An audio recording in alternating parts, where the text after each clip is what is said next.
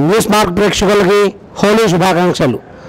అసలు హోలీ ఎందుకు చేయాలి, హోలీకున్న గొప్పతనమేమి అని విశ్లేషించగా, వాగర్థావివ సంపృక్తో వాగర్థ ప్రతిపత్తయే జగదఃపితరౌ వందే పార్వతీ పరమేశ్వరౌ నారాయణ సమారంభాం శంకరాచార్య మధ్యమాం అస్మదాచార్య పర్యంతాం వందే గురు పరంపర.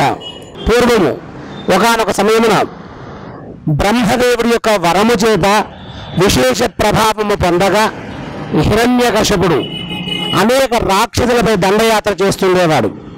కొంతకాలం తర్వాత అతనికి ఒక కుమారుడు కూడా జన్మించాడు. అతని పేరు మనందరికీ భక్త ప్రహ్లాదుడు. ఈ భక్త ప్రహ్లాదుడు ఈ విష్ణునామం జపిస్తుంటాడు. ఈ విష్ణునామం చేస్తుంటే ఆ యొక్క హిరణ్యకశపుడికి అంతకీ కూడా నచ్చదు.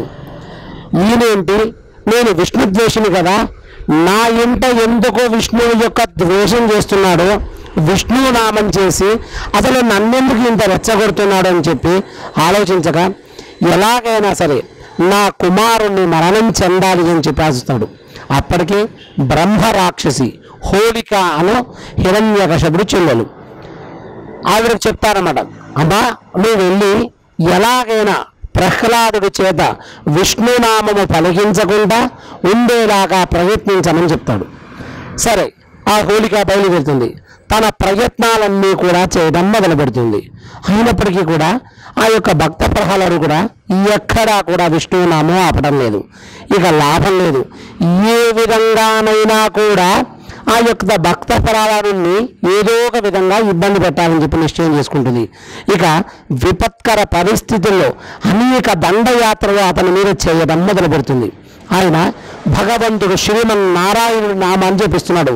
నారాయణ నారాయణ నారాయణ అంటూ ఉండగా శ్రీ మహావిష్ణువు ప్రత్యక్షమై హోళికాని కూడా సంహరించాడు. ఆ తర్వాత ఆ గ్రామ ప్రజలందరూ కూడా ఈ యొక్క బ్రహ్మ రాక్షసి అనేక మందిని బాధ పెడుతుంది, పిల్లలను ఇబ్బంది పెడుతుంది, చిన్న పిల్లల్ని కూడా ఎత్తుకుపోతుంది. ఈ సందర్భంగా విష్ణువు సంహరించడం వల్ల ఆ యొక్క హోళిక అనేటువంటి రాక్షసి మరణము పొందగా అత్యంత ఆనందోత్సవాల మధ్య చేసుకునే పండగ హోళీ పండగ. కాబట్టి హోళీ అంత ప్రాధాన్యత. చిన్నల పిల్లల పైన బాలారిష్ట దోషాలు లాంటివి ఏవైనా ఉంటే కూడా పోయేవి. కాబట్టి హోళీ పండగని అత్యంత విశేషంగా చేస్తారు. ఇక ఈ పండగకు మరొక పేరు కూడా ఉంది, కాముని పుణ్యము అంటారు. అంటే ఈ కాముడు ఎవరు అంటే ధర్మార్థ కామ వశేషు, ధర్మము అర్థము కాము అని ఒకటి ఉంటుంది. ఈ కామం అనగా కోరిక. ఎలాగైనా మన్మధుడు పరమశివుడికి కొంతకాలం తర్వాత సతీ వియోగం జరిగిన తర్వాత తను బాధపడుతుంటే, ఇక నాకు వివాహమే వద్దు అని పరమేశ్వరుడు జపం చేసుకుంటే దేవతలందరూ ప్రార్థన చేస్తారు, ఓ పరమేశ్వర వందే శంభుమాపతిం సురగురం వందే జగత్కారణం వందే పన్నకభూషణం శశిధరం వందే పశూనాం పతిం వందే సూర్యశశాంఖవన్యనయనం వందే ముకుంద ప్రియం వందే భక్తజనాశ్రయం చ వరదం వందే శివం శంకరం అని పరమశివుని ప్రార్థిస్తే, ఆ పరమశివుడు అంటారు కదా, నాకు వివాహమే వద్దు, నేను ఎప్పుడూ జపం చేసుకుంటా అంటారు. దేవతలందరూ కూడా మన్మథుడి దగ్గరికి వెళ్ళి, నాయన పరమశివుణ్ణి వివాహానికి ఒప్పించగలిగిన వాడు నువ్వు ఒక్కడవే, నీ మాయ చేత మోహపానాలు పరమేశ్వరుడి మీద వేస్తే గనక ఖచ్చితంగా వివాహానికి ఒప్పుకుంటారంటే ఈ మన్మథుడు దొంగ చాటుగా వెళ్ళి పరమశివుడి మీద మోహ మన్మథ బాణం వేశాడు. తర్వాత పరమేశ్వరుడు ఒప్పుకొని పార్వతీదేవిని, మనకి ఎలాగైతే పార్వతీదేవిని కూడా పరీక్ష పెట్టి ఆవిని వివాహంగా స్వీకరిస్తాడు. కొంతకాలానికి పరమేశ్వరుడు గ్రహిస్తాడు, ఓహో నేను వివాహం చెయ్యుటకు మన్మథుడే కారణం కదా అని చెప్పి తన మూడవ నేత్రంతో మన్మథుడిని భస్మం చేస్తాడు. ఇక మన్మథుడి యొక్క భార్య అయిన రతీదేవి అమ్మవారి దగ్గరికి పరమశివుడి దగ్గరికి వెళ్ళి ప్రార్థించింది, అమ్మా నీ భర్త నా సౌభాగ్యాన్ని చెరిపేశాడమ్మా, ఎలాగైనా నువ్వే కాపాడాలని తల్లి వేడుకోగా, సరే ఆవిడ వెళ్ళి పరమేశ్వరుడు చెప్పింది, నాథ మీరేమో మన్మథుని సంహారం చేశారు కాబట్టి ఎలాగైనా కూడా తిరిగి మన్మథుడికి ప్రాణభిక్ష పెట్టమంటే ఈ పున్నమి రోజున మన్మథుడికి ప్రాణభిక్ష పెట్టాడు కాబట్టి ఇది కాముడి పుణ్యము అంటారు. అంటే కామ కోరికలు ఏవైతే ఉన్నాయో, విపరీతమైన కోరికలు ఏవైతే ఉన్నాయో వాటిని అదుపులో పెట్టుకొని కాముడు అనగా రాక్షస సంహారం కూడా జరిగింది. ఇక ఇది జరిగిపోయిన వృత్తాంతం. మరి ఇప్పటికీ మనం ఎందుకు ఉత్సవం చేస్తున్నాము అంటే మనం సవివరంగా సకూలంకషంగా మనం చర్చ చేద్దాం. మనలో కూడా కొన్ని దుష్టశక్తులు ఉంటాయి. ఎలాగంటే విపరీతమైన ఆదాయం, తెలియని కోపము, ఆవేదన, ఆనందం కాసేపు ఉంటుంది, కాసేపు దుఃఖం ఉంటుంది, కాసేపు విచారం ఉంటుంది, ఏవేవో తెలియని కోరికలు ఉంటాయి. ఇవన్నీ కూడా మనలో ఉండేటువంటి రాక్షస గుణాలు.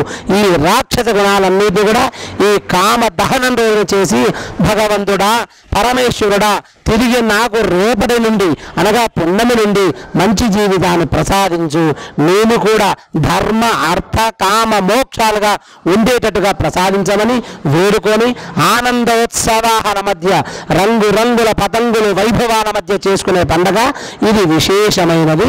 అందుకని కాముని పుణ్యము చేస్తారు మనకు. ఇంకా కొన్ని ప్రాంతాలలో కొంత ప్రాంతాలలో కూడా వీటిని డోలికోత్సవం అంటారు. అంటే కృష్ణ పరమాత్మని ఉయ్యాలలో వేసిన రోజు పౌర్ణమి కాబట్టి ఆ పౌర్ణమి రోజు చేసే డోలికోత్సవం కూడా చేస్తారు. కావున అందరూ కూడా అత్యంత భక్తి ప్రాధాన్యతతోటి ఈ హోలీ జరుపుకోవాలి. హోలీ అంటే మనలో ఉండేటువంటి దుష్ట గుణాలని అగ్నికి వేస్తాం. మనం ఒక మంట పెడతాం, మంటలో అగ్ని దహిస్తుంది. ఎత్ర అగ్ని స్థాప్యతే తత్ర శ్వేత తండల చూర్ణేన. అక్కడ ఒక ముగ్గు వేసి మన ఇంట్లో ఉన్నటువంటి కొన్ని పదార్థాలు తీసుకెళ్ళి మన చెడుని తీసుకెళ్ళి అక్కడ పడేస్తారు. కాబట్టి ఆ యొక్క రాక్షస సంహారం జరుగుతుంది. కాబట్టి మనలో ఉండేటువంటి చెడు గుణాలు, దుష్ట గుణాలు, రాక్షస గుణాలన్నీ కూడా పోయి ఆనందంగా మనం హోలీ జరుపుకోవాలి. ఇది హోలీకున్న ప్రాధాన్యత. కాబట్టి నమస్తే మార్గ్ ప్రేక్షకులు కూడా ఈనాటి నుండి అత్యంత విశేషంగా అమ్మవారి అనుగ్రహంతో పరమేశ్వరు అనుగ్రహంతో మీలో ఉన్నటువంటి దుష్ట గుణాలు ఏవైతే రాక్షస తామస గుణాలు ఉంటాయో అవన్నీ కూడా పోయి నిత్యం కూడా ఆనందంగా ఉత్సవ వైభవపేతంగా జరుపుకోవడమే ఈ యొక్క హోలికోత్సవం యొక్క విశేషత. కాబట్టి అందరం పిల్లలము పెద్దలము రంగురంగుల యొక్క చూర్ణికలతో కూడా ఉత్సవంగా జరుపుకునే పండగ కాబట్టి ఈ హోలికోత్సవం.